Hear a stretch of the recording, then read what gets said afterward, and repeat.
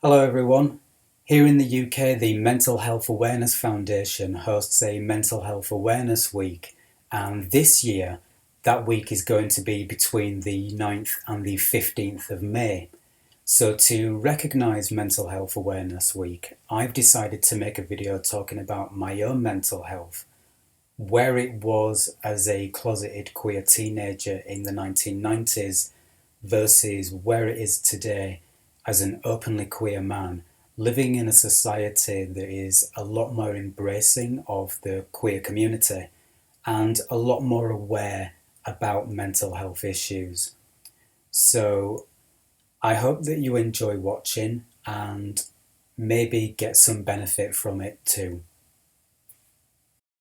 So back in the 90s when I was growing up, mental health really wasn't discussed in the way that it is starting to be today, especially when it came to the mental health of boys and men.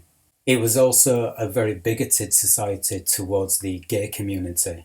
I had to learn from a very early age to be guarded about my sexual orientation and also my feelings, and I had to learn to deal with society's bigotry and also being bullied at school on my own. I didn't feel as though I had anybody that I could have spoken to, that I could have confided in and got some reassurance from. These were my developing years, and having to keep my true self secret from family and friends in the face of bullying at school and the bigotry of society all took its toll on my own mental health. There were laws in place to actively exclude queer people from society. The notorious Section 28, the law that banned gay, lesbian and bisexual transgender people from serving in the military. And it was also a society that didn't formally recognise our relationships. There were no civil partnerships. There was no same-sex marriage laws. The stigmatisation of queer people in the media, and especially from religious people, was really bad back then. I remember hearing for the first time as a teenager about the practice of gay cure. Religious people were very open about this back in the 90s, and these days they are a lot more insidious about it. They prefer to call it conversion therapy, but it's still a form of torture that no decent society should ever allow. And although I was never subjected to it myself, hearing about this barbaric practice met out by religious people certainly takes a toll on mental health.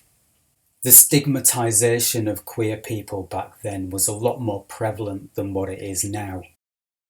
Hostility from the media, prejudices from society in general, the idea that you grow up as a gay man and nobody will love you, nobody will accept you.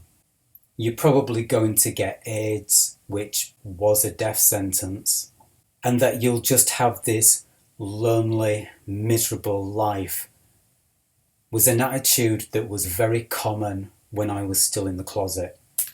We were constantly drip-fed this idea that we are less than and should be excluded from society, all because of sexual orientation. We live in a much better, more inclusive society these days, but we still have our bigots, the condescending bastards who say that queer people are so much more than our sexual orientation, so why do we keep going for more equal rights? Well, how about having an attitude of queer people are so much more than our sexual orientation? So why are there laws and attitudes designed to disenfranchise queer people and exclude queer people from all the benefits that heterosexuals enjoy? These days, I feel stronger to call these people out alongside other queer people and our straight allies. I'm no longer the frightened teenager that I once was. So, what are the things that I do to maintain my positive mental health? Well, there are a few things that I do. One of them is I enjoy going running. It gives me a sense of achievement, a sense of satisfaction and accomplishment, and it takes me into areas that I wouldn't usually find myself in. It takes me out of urban society and into the countryside and amongst nature.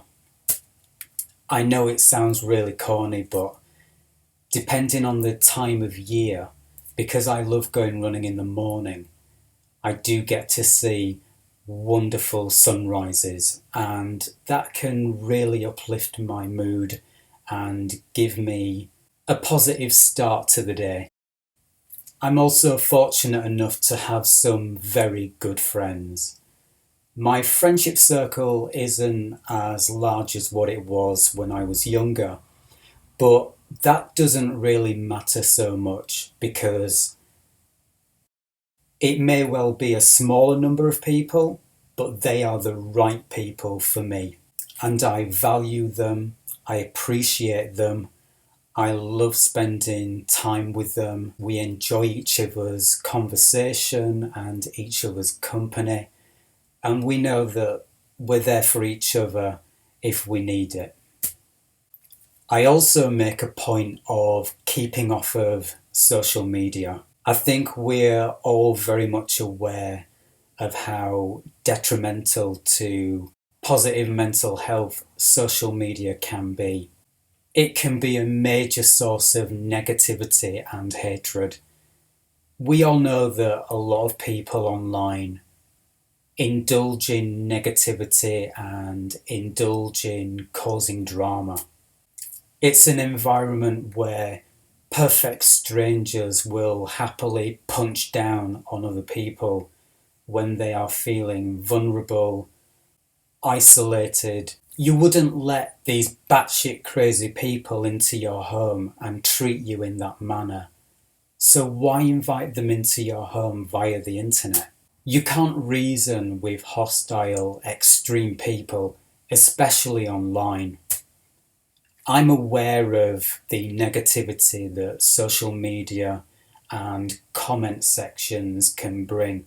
You can't help but be aware of it, but it's an area that I choose to have no engagement with. I also get a creative buzz out of making my YouTube videos. It's a fun hobby for me, and I keep it just as that, a hobby. I don't focus on video views or subscriber counts. I know that I'm not the best YouTuber that there is, but to me, that doesn't matter. For me, it's the fulfillment and enjoyment of being creative that's important. I'm not bothered about getting revenue from my YouTube channel, which is probably just as well given that couple of years ago I was booted off the partner program because like half my channel is age restricted.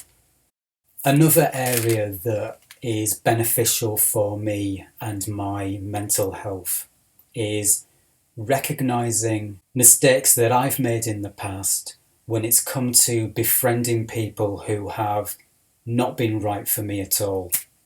I used to be a person who would just be happy that somebody wanted to be my friend without really thinking about why they wanted to befriend me, and I would at times turn a blind eye towards toxic behaviour.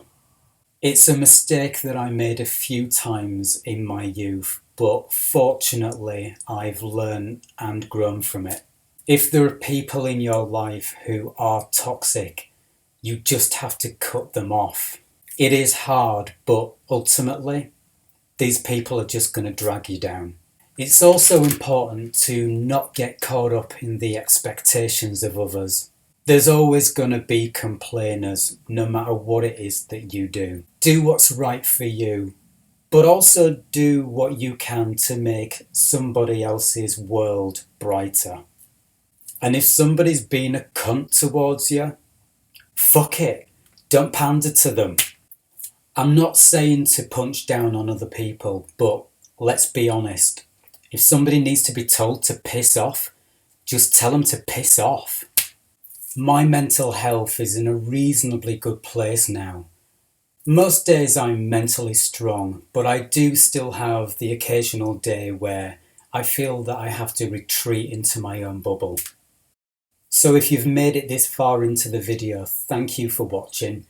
I have no idea if me making this video and talking about my own mental health is going to be of any benefit to anyone, but maybe listening to me talk about my own mental health and what I do to try and keep it in a positive way may be helpful to someone, might be of some use. With regards to Mental Health Awareness Week and the Mental Health Foundation, I'll put a link down below this video. So give their site a look.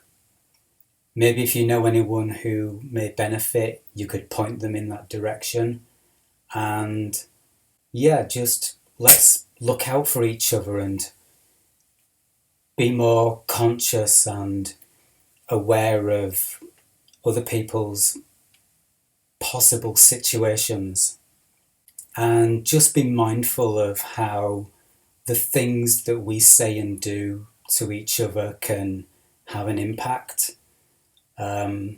So yeah, again, thank you for watching and see you soon.